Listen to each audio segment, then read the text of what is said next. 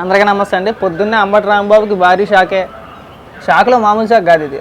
స్వయాన ఆయన సొంత అల్లుడైనటువంటి గౌతమ్ ఒక సెల్ఫీ వీడియో రిలీజ్ చేసి మా మాయకు ఒకటే మాకండి, మా మాయ అంత దరిద్రుడు, నికృష్టుడు, నీచుడు, పరమ సన్నాసి, పనికిమాలినోడు ఈ భూప్రపంచంలో ఇంకొకడున్నాడు, ఆయనకు ఓటే మాకండి అని చెప్పేసి స్వయంగా ఆయన అల్లుడు ఒక వీడియో మాట్లాడి పోస్ట్ చేసాడు. ఇవాళ ఒకసారి వినిపిస్తాను చూడండి.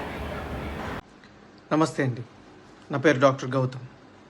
నేను ఇప్పుడు సిట్టింగ్ ఎమ్మెల్యే అండ్ మినిస్టర్ అయిన అంబటి రాంబాబు అల్లుండి. అది నా దురదృష్టం, ఎవరు ఏం చేయలేరు.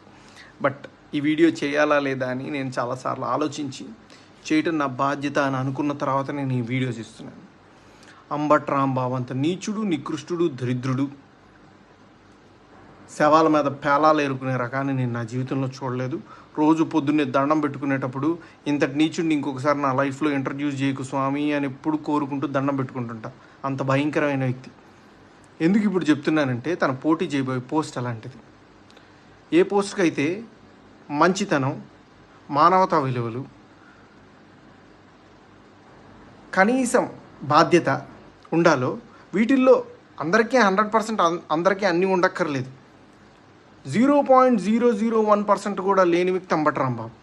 ఇలాంటి వ్యక్తికి ఓటేసేటప్పుడు మనకు తెలియకుండానే కొన్నిటిని మనం ప్రోత్సహిస్తున్నట్టు. ఎలాంటి వాటిని? ఎవరైతే నిస్సిగ్గుగా ఎంత పెద్ద గొంతేసుకొని ఎంత పెద్ద అబద్ధాన్ని అరిచినా సరే దాన్ని నిజం చేయొచ్చు అన్న కాన్ఫిడెన్స్తో బతుకుతారో సమాజంలో, అలాంటి వాళ్ళకి ఓటేస్తున్నట్టు. ఎంత లేకి పని అయినా చేసి చాలా హుందాగా బతకచ్చు సమాజంలో అని అనుకునే వాళ్ళకి ఓటేస్తున్నట్టు. ఏదైనా చేసి సిగ్గు లేకుండా సిగ్గులేని తనాన్ని ప్రోత్సహించవచ్చు అని అనుకునే వాళ్ళకి మనం ఓటేస్తున్నట్టు. ఇలాంటి వాళ్ళకి ఓటేస్తే ఇవే సమాజం యొక్క తలరాతలాగా మారి రేపు సమాజం కూడా ఇలానే తయారవుతుంది. దీన్ని ప్రజలు గమనించి సరైన ఓటుతో, సరైన బాధ్యతతో ఓటేసి సరిగ్గా నాయకుడిని ఎంచుకుంటారని ఆశిస్తూ నమస్తే. శభాష్ అండి, బాగా చెప్పారు. నమస్కారం కూడా పెట్టచ్చు మీకు.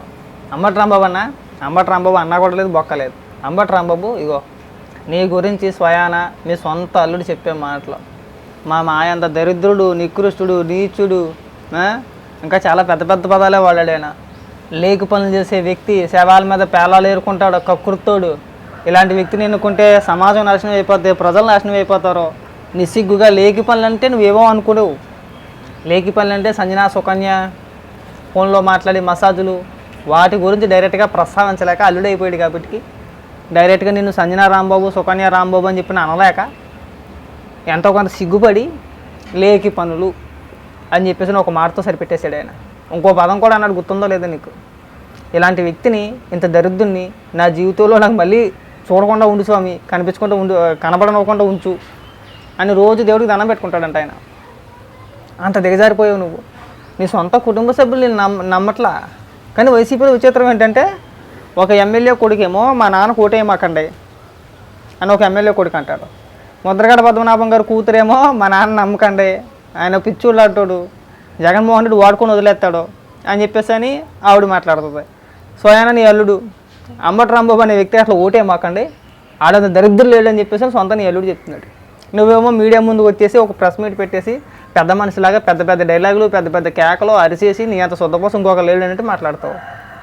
నీ కొంపలో ఓట్లు నీకు పడవు, నీ కొంపలో వ్యక్తులు నేను నమ్మరు, నీ కొంపలో ఉన్న విలువ అలాంటిది. ముందు నీ కొంపలో నీకు మర్యాద ఇవ్వరు, నువ్వు కూడా పెద్ద పెద్ద ప్రసంగాలు ఇచ్చేస్తావు. ఆయన అదే చెప్పాడు, ఇలాంటి దరిద్రుని ఎన్నుకోమాకండి.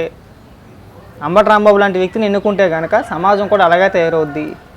వాళ్ళు చేసే పనులు కూడా సమాజం మీద రుద్దే ప్రయత్నం చేస్తారు, జాగ్రత్త పడండి అని ఆయన క్లియర్గా చెప్పాడు. దీనికి అంబటి రాంబాబు సమాధానం ఏంటో చూడాలి. మాట్లాడితే వాళ్ళల్లో అలా జరిగింది, వీళ్ళల్లో ఇలా జరిగింది, చంద్రబాబు నాయుడు గారు అలాగా, లోకేష్ గారు ఇలాగా, పవన్ కళ్యాణ్ గారు పెళ్ళిళ్ళు చేసుకున్నాడు, ఈ పత్యాపరం మాటలు మాట్లాడి నువ్వు ఇవాళ నీ సొంత అల్లుడు చెప్పాడు కదా నువ్వు ఎంత ఎదవ్వో అంటే నేను అనట్లా, నిన్ను అనే ఉద్దేశం నాకు లేదు, మీ అల్లుడే చెప్తున్నాడు అక్కడ. ఇలాంటి దరిద్రుడికి ఓటేమాకండి అని చెప్పేసి అని. మరి ఇప్పుడు నువ్వేం సమాధానం చెప్తావు? నీ గురించి నీ కుటుంబ సభ్యుల కంటే ఎక్కువ ఎవడికి తెలియదు కదా, వాళ్ళకే ఎక్కువ తెలుసుద్ది. నువ్వు ఎంత పనికిమాలినోడివి, ఎంత నీచుడు అయి ఉంటే ఎన్నికల ముందు బహిరంగంగా ఇలా ఒక వీడియో రిలీజ్ చేస్తారో అర్థం చేసుకో. నువ్వెంత నీచుడు అయితే ఇలా మాట్లాడతారో. ముందు మన కుటుంబంలో మనం పెడితే గొప్ప అంబటి రాంబాబు అయినా అది కష్టంలే. నీకున్న మనస్తత్వానికి, నీ అలవాట్లకి, నీ బుద్ధికి, నీ కుటుంబ సభ్యులు కూడా నిన్ను దగ్గరికి రానివ్వరు అనేది వాస్తవం.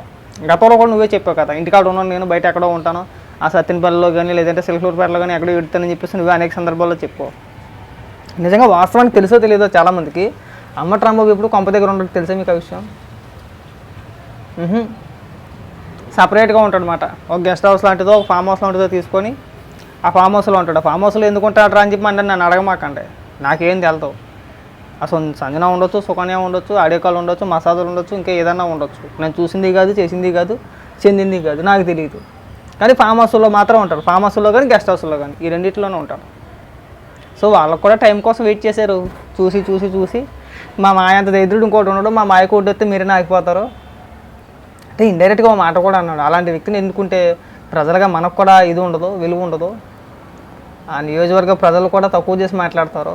అలాంటి వ్యక్తిని ఎలా ఎన్నుకున్నారా బాబు అని చెప్పేసి. అంటే ఉదాహరణకి గుడివాడ కొడాల నాని ప్రస్థానం వచ్చిన ప్రతిసారి కొడాల నానితో పాటు ఎంతో కొంత నియోజకవర్గ ప్రజలను కూడా ఒక మాట అంటూ ఉంటారు అటు ఇటు. అది మాట్లాడేది ఉండదు, చేసేది ఉండదు, అన్ని బూతులో మాట్లాడతాడు. కొన్ని నియోజకవర్గాన్ని ఏమైనా అభివృద్ధి పరంగా తీసుకెళ్ళాలంటే అది ఉండదు. ఆ నియోజకవర్గ ప్రజలు కొడాలని ఎలా ఎన్నుకుంటున్నారని చెప్పేసి అని ఇవాళ కూడా కొంతమంది జిట్లు పిక్కుంటారు. అలాగే అంబటి రాంబాబుని మళ్ళీ గెలిపిస్తే చెప్పేది ఏం లేదు, ఇంకా అన్నమాట. ఇంక అందరూ కూడా ఫోన్లు పట్టుకొని ఫోన్లు మాట్లాడుకోవడమే. కాబట్టి అంబటి రాంబాబుకు ఓటేమాకండి. ఓటేస్తే ఇప్పుడు ఆయన అల్లుడు చెప్పాడు కదా, అదే జరుగుతుంది. ఇలాంటి వ్యక్తుల్ని మనం మోయకూడదు. సమాజానికి ఇలాంటి వ్యక్తులు చాలా ప్రమాదకరం కూడా కాదు, అంతకన్నా పెద్ద పదవి ఏమైనా ఉంటే వాడాలి. ప్రమాదకరం అని చెప్పేసి ఒక సింపుల్గా తీసేస్తే కాదు, అంతకన్నా పెద్ద పదాలు వాడాలి. సమాజాన్ని భ్రష్టు పట్టించేస్తారు. యువతను సర్వనాశనం చేసే వ్యక్తుల్లో నెంబర్ 1 అన్నమాట. సపరేట్గా ఏదో బిజినెస్ నడుస్తుంది, చేస్తున్నాడో చేయించున్నాడో అనే టాక్ వచ్చింది, కానీ అది ఎంతవరకు వాస్తవం, నిజమా కాదా అనేది మనకు పూర్తిగా తెలియదు. పూర్తిగా తెలియనప్పుడు మనం వాటి గురించి ప్రస్తావించకూడదు. లేదంటే కనుక అప్పట్లో ఒక రూమర్ వచ్చింది, అంబటి రాంబాబు ఊరికే సంజనాతోనో సుకన్యతోనో మాట్లాడుతున్నాడు కాదు, ఏదో ఒక వ్యాపారం చేస్తున్నాడు భారీ ఎత్తులో అని చెప్పి ఒక టాక్ వచ్చింది. అది కానీ నిజమైతే కనుక ఒక నిజమే అయి ఉండొచ్చు. లేకపోతే ఆయన అల్లుడు ఇవాళ ఒక వీడియో రిలీజ్ చేసి నీచుడు, నికృష్టుడు, దరిద్రుడు, పనికిమాలినోడు, అంతకంటే పెద్ద పదాలు ఏమైనా ఉంటే వాడాలి అన్నప్పుడే అర్థం చేసుకోవచ్చు మనోడు ఏ పనులు చేస్తాడు, ఎలాంటి పనులు చేస్తాడు, ఏ విధంగా ముందుకెళ్తాడు అనేది ఒకసారి ప్రజలు కూడా అర్థం చేసుకోవాలి. అంబటి రాంబాబు అనే వ్యక్తికి ఓటేమాకండి. ఓటేస్తే మనమే సర్వనాశనం అయిపోతాం, ప్రజలు సరిగొట్టేస్తాడు. అలాంటి వ్యక్తి చట్టసభల్లో ఉండకూడదు. అంబటి రాంబాబు లాంటి వ్యక్తి చట్టసభల్లో ఉండకూడదు. ప్రజలందరూ గమనించాల్సిందిగా కోరుతున్నాం. అంబటి రాంబాబు లాంటి వ్యక్తి చట్టసభల్లో ఉండకూడదు. ప్రజలందరూ గమనించాల్సిందిగా కోరుతున్నాం.